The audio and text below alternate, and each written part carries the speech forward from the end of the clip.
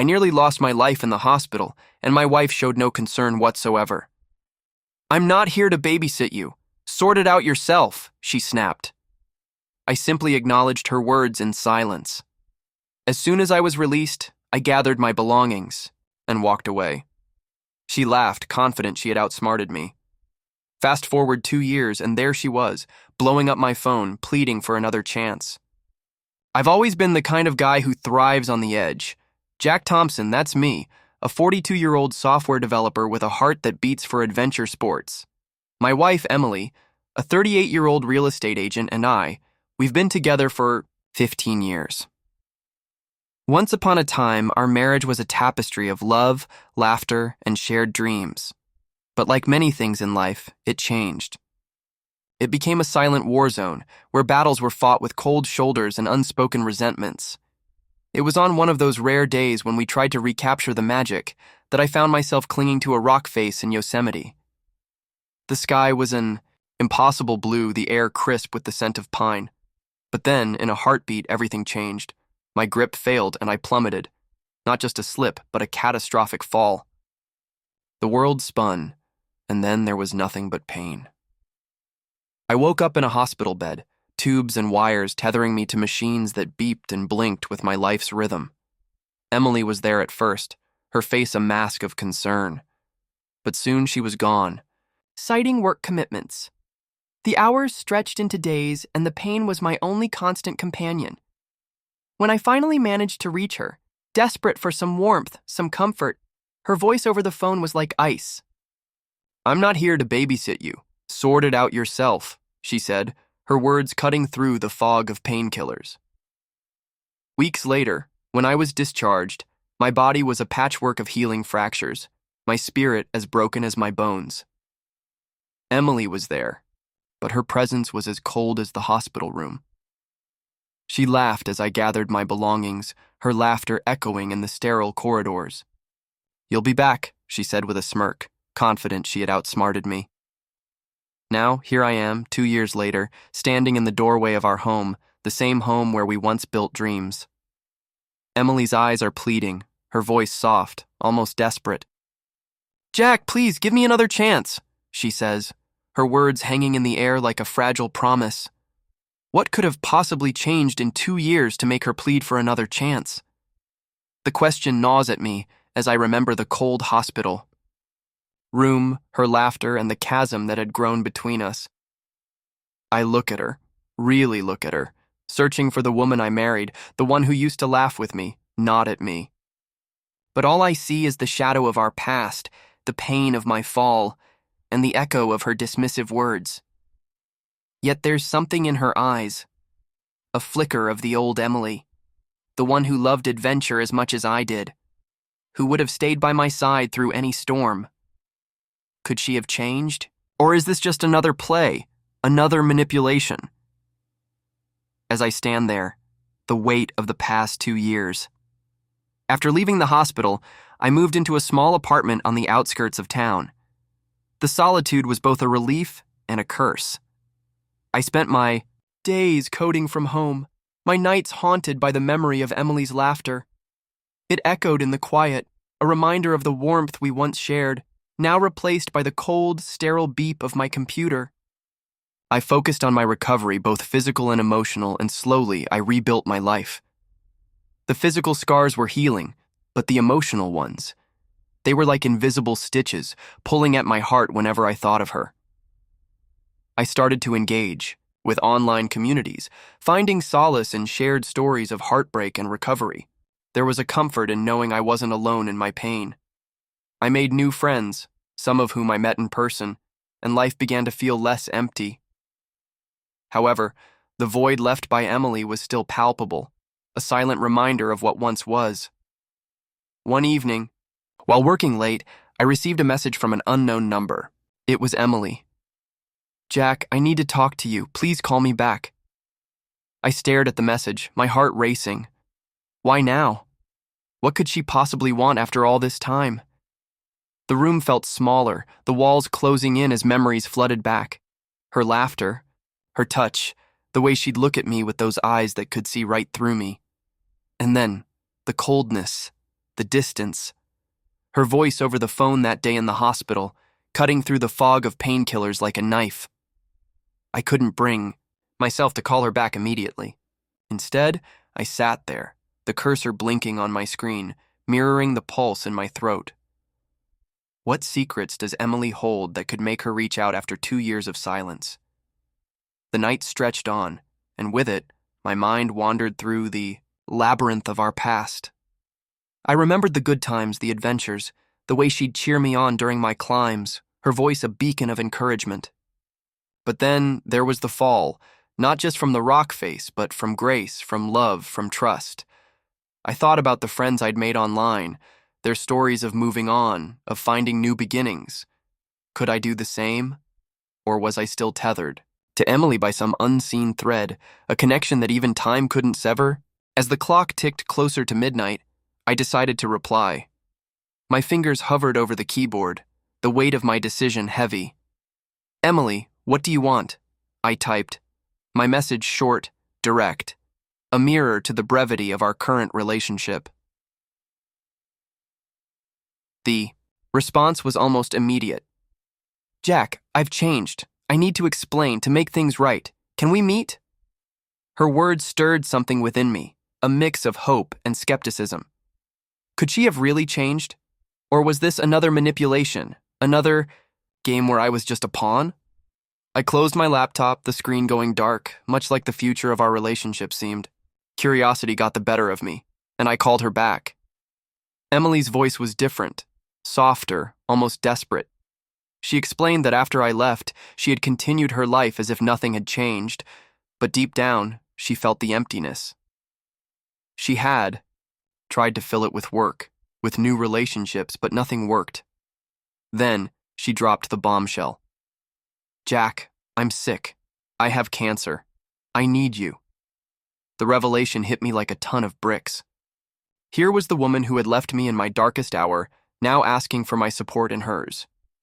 The irony was not lost on me. I felt a mix of anger, pity, and an old, lingering love. I agreed to meet her, not out of love, but out of a need to understand why she had changed so drastically. At the cafe, she looked frail, her once vibrant eyes now dull with fear. She told me about her diagnosis, her treatments, and how she had realized the depth of her loneliness. She spoke of the nights she lay awake, the pain, not just from the illness, but from the realization of what she had lost. "I was wrong, Jack," she confessed, her voice barely above a whisper. "I thought I could move on, but every step I took away from you felt like I was walking into a void." I listened, my heart heavy with the weight of our past. The memories of her laughter, once so sweet, now echoed with a bitter aftertaste. Yet, seeing her like this, so vulnerable, stirred something within me. "I've been so alone," she continued, her hands trembling as she reached for her coffee. "I've tried to be strong, but I'm not. Not anymore. I need someone, Jack. I need you." The cafe around us buzzed with the mundane chatter of life, but our table was an island of silence, save for the soft, pained breaths Emily took between sentences. "No, I have no right to ask," she said, her eyes meeting mine with a plea that was almost palpable. "But I'm asking anyway. Can you forgive me? Can we try again?" The question hung in the air, heavy with the gravity of our history. I looked at her, really looked at her, trying to see past the illness, past the pain, to the woman I had loved. But forgiveness? That was a mountain as steep as any I had climbed. I remembered the hospital, the cold dismissal, the laughter that cut deeper than any physical wound. Yet here she was, not the Emily who had scorned me, but a woman facing her mortality, reaching out for a lifeline. "I don't know, Emily," I finally said, my voice thick with emotion. "I want to believe you've changed, but trust is harder to heal than bones." She nodded, tears glistening in her eyes, understanding the depth of what she was asking.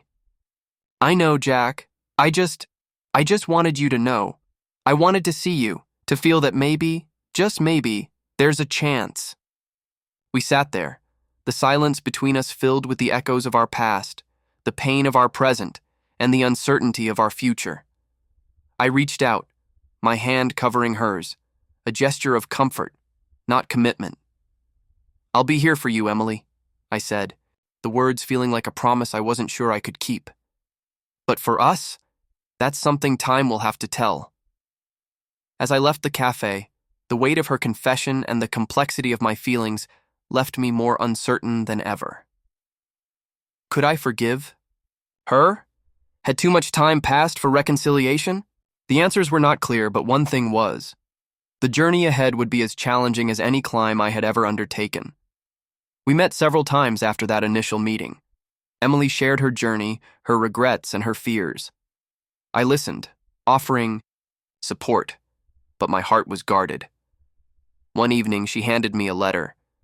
"I wrote this for you when you were in the hospital. I never sent it because I was too proud."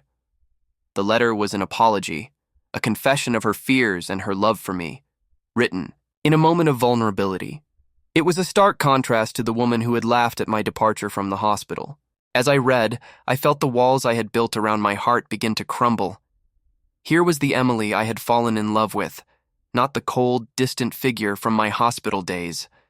Her words painted a picture of a woman torn between pride and love, between the life she had chosen and the one she had lost. "Jack," she wrote, "I've been a fool. When you fell, I was scared, not just for you, but for us. I didn't know how to handle my fear, so I pushed you away. I thought if I could distance myself from the pain, from the possibility of losing you, it would hurt less, but it didn't. It hurt more. Every day without you was like living in a shadow." Her handwriting trembled on the page, as if each word was a battle against her own emotions. "I love you, Jack. I've always loved you, even when I was too proud to show it. I'm sorry for not being there when you needed me most. I'm sorry for laughing when you left the hospital. That wasn't me, or at least it wasn't the me I want to be." The letter ended with a promise, a vow to change, to be the partner I deserved. "I want to climb with you again, not just mountains, but through life. Please, give me the chance to show you I can be better." I folded the letter, my emotions a whirlwind. The sincerity in her words, the rawness of her confession, it was all there, laid bare. But could I trust it? Could I trust her again after everything? The next time we met, the air was thick with anticipation. Emily looked at me, her eyes searching mine for any sign of forgiveness. "Jack, I know words are just words, but I hope my actions can speak louder. I've started therapy, not just for the cancer, but to understand why I pushed you away. I want to be better. For you. For us." I took a deep breath, the weight of her words settling in my chest. "Emily, I've read your letter. I see the change in you, or at least I want to believe in it. But trust, like a broken bone, takes time to heal. I'm willing to try, to see if we can rebuild what we had. But it won't be easy." She nodded, her expression a mix of hope and resignation. "I understand, Jack. I'm not asking for everything to be fixed overnight. I just want the chance to make things right." We agreed to take things slowly, to rebuild our connection one step at a time. Each meeting became a step on this uncertain path. We talked about everything, from the mundane to the profound, trying to bridge the gap that had grown so wide between us. One evening, as we walked through the park, the setting sun casting long shadows, Emily stopped and turned to me. "Jack, I know I've hurt you deeply, but I want you to know I'm here, fighting for us, for a future where we can laugh together again, nod at each other." Her words, her presence, they were like a balm to the wounds of our past. I felt a flicker of the old warmth, the connection that had once bound us so tightly. "I want that too, Emily," I admitted, the words feeling like a confession. "But we have to rebuild trust, and that starts with honesty, with being there for each other, no matter what." She squeezed my hand, a silent agreement to our new beginning. As we walked, the path ahead seemed less daunting, not because it was any less steep, but because we were climbing it together.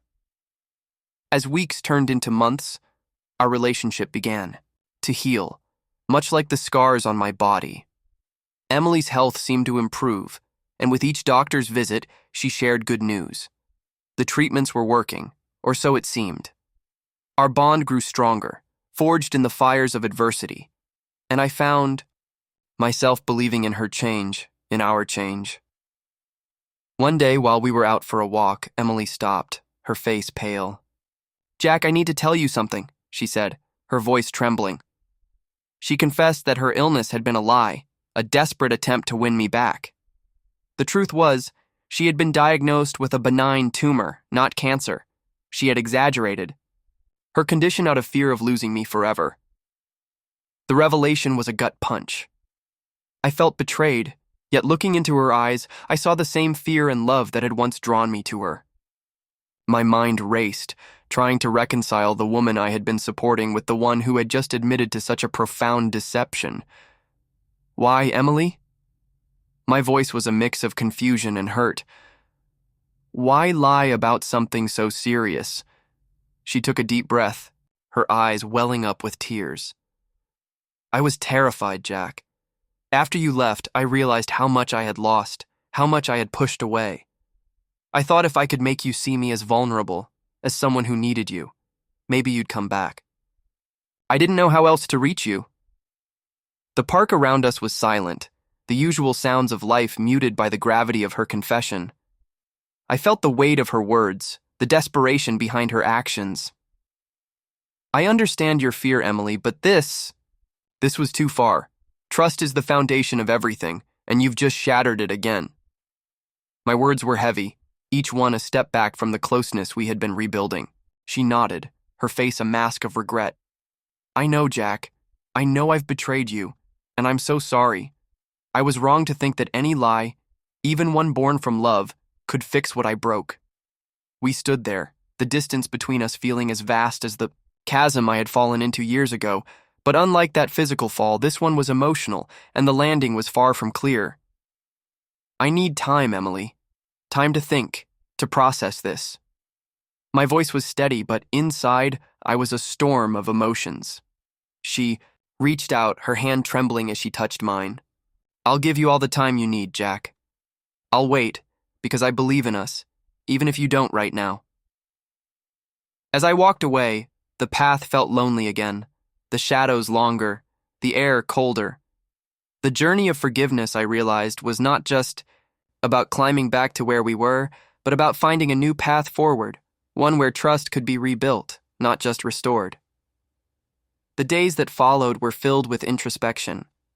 I replayed our moments together, the laughter, the pain, and now this new betrayal. Could I forgive her? Did I even want to? The answers were not immediate, but the question lingered, echoing in the silence of my apartment. One evening, as I sat coding, the screen's glow the only light in the room, I realized something profound. Emily's lie was not just about her fear of losing me. It was a mirror to my own fears of letting go, of truly moving on. Her deception was a desperate act, but wasn't my hesitation to forgive also a form of fear? I picked up my phone, my thumb hovering over her contact. The decision was mine, not just about forgiving her, but about forgiving myself for the part I played in our shared downfall. "Emily," I typed. My message simple yet loaded with the weight of our past and the possibility of our future. "I'm ready to talk. Let's meet tomorrow." The response was immediate, a single word that carried the hope of redemption. "Thank you." As I set my phone down, I knew the climb ahead would be the hardest yet. But for the first time in a long time, I felt a glimmer of hope, not just for Emily, but for us. The days following her confession were filled with long, hard conversations. We dissected our past, our mistakes, and our hopes for the future. I realized that while her method was wrong, her intent was rooted in a deep-seated fear of loneliness and loss. We decided to move forward, not as we were, but as two people who had learned from their past. Emily's health was monitored, and thankfully, her condition was indeed benign. We started therapy together, learning to communicate better, to trust again, and to love in a way that was more honest and real. 2 years after her desperate plea, we stood together, not just as husband and wife, but as partners who had faced the abyss and chosen each other. Our love was no longer a silent war, but a shared journey of healing and growth. The future for Jack and Emily, now that we've truly reconciled, holds a promise of something new. We've learned that love isn't about the absence of conflict, but about how we navigate through it. We've embarked on adventures again, not just in the mountains, but in the everyday moments of life, finding joy in the simple acts of being together.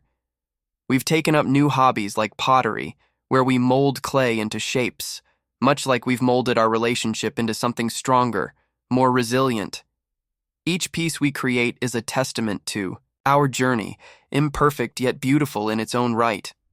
Our home, once a battleground of silent resentments, has become a sanctuary of peace. We've redecorated, choosing colors that reflect our new beginning, soft blues and greens, hues that speak of tranquility and growth. Emily has returned to her real estate work with a renewed vigor, understanding now the value of connection, not just in business, but in life. I've continued my coding, but now I share my adventures with her, both the digital and the physical. We've even started a blog together, documenting our climbs, our therapy sessions, our growth, and our love. Our relationship now thrives on transparency. We've established a rule: no secrets, no matter how small.